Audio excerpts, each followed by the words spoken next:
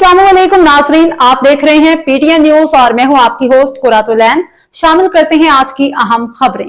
पाकिस्तान में cloud burst के बढ़ने की वजह जंगलात की कटाई करार। आबी गुजरगाहों के दरमियान आबादी को रोक के क्लाउड बर्स्ट के नुकसानात को कम किया जा सकता है। माहिरीन मौसमियाती मुहक्किकीन ने पाकिस्तान में क्लाउड बर्स्ट के बढ़ने की वजह जंगलात की कटाई को करार दिया।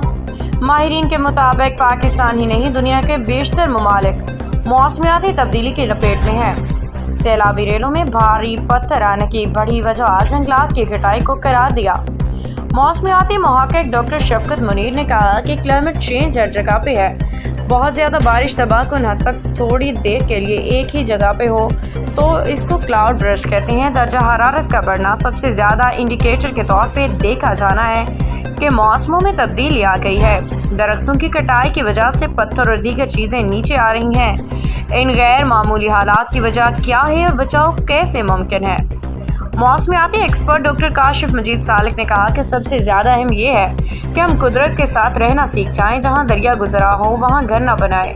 जंगलों का कटाव कम होता कि मिट्टी पत्थर के साथ पानी ना बहे।